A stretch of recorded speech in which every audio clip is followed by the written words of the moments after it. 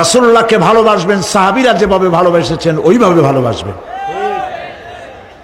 আপনি ইয়া নবী সালাম আলাইকা, ইয়া রাসূল সালাম আলাইকা, আর কতগুলো জিলাপি খাইলেন, বড় একটা মিছিল করলেন।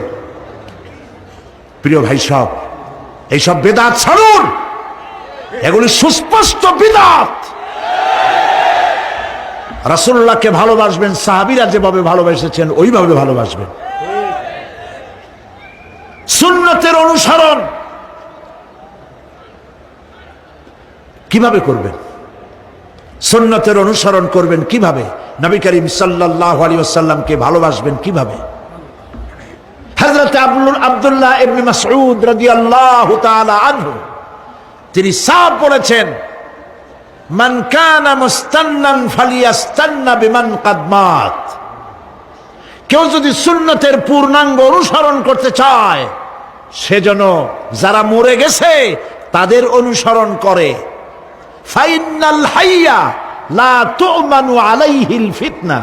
কারণ যে ব্যক্তি মারা গেছে, যে ব্যক্তি বেঁচে আছে, ফাইনাল হাইয়া, যে ব্যক্তি বেঁচে আছে, সে যে ভবিষ্যতে ফিতনায় পড়বে না তা নিশ্চিত করে বলার কোনো উপায় নাই। এই জন্য সুন্নতের অনুসরণ করার জন্য মাপকাঠি কোনো পীর নয়, আলেম নয়, মুহাদ্দিস নয়, মুফাসসির নয়। যে ব্যক্তি মারা গেছে তিনি হলেন সুন্নতের অনুসরণ তারই করতে হবে।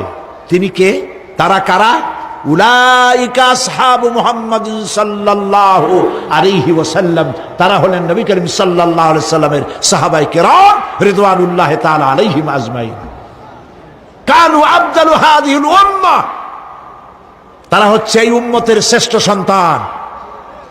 আমার দেশে আসে না, যারা যে সরকার যখন আসে তারা আইসা এক দলে বলে এরাই হলো দেশের জাতির শ্রেষ্ঠ সন্তান। না, শ্রেষ্ঠ সন্তান তোমরা সার্টিফিকেট দিলে হবে না। এই বিশ্বের শ্রেষ্ঠ সন্তান আল্লাহর নবীরা, আর তারপরেই সাহাবায়ে কেরাম রিদওয়ানুল্লাহি তাআলা আলাইহিম আজমাইন।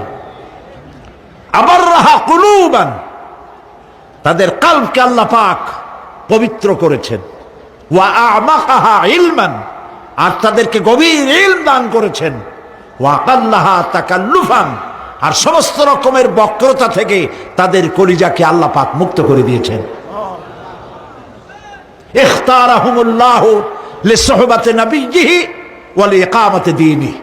আল্লাহ পাক এই সব লোকদের, কাদের? সাহাবীদের, এই সব লোকদেরকে আল্লাহ বাছাই করেছিলেন মুহাম্মদ রাসূলুল্লাহ সাল্লাল্লাহু আলাইহি সাল্লামের সাহাবী হওয়ার জন্য। বাছাই করছে কে? আল্লাহ পাক নিজে বাছাই করেছেন রাসূলের সাহাবী হওয়ার জন্য। কি জন্য? লিকামতের দিন, আল্লাহ পাকের দিন প্রতিষ্ঠার জন্য। সেই জন্য প্রিয় ভাই সব, কিয়ামতের দিন সুপারিশ কেউ কিন্তু করতে পারবে না। সুপারিশ করতে পারবেন কেবলমাত্র কে? বলেন সবাই।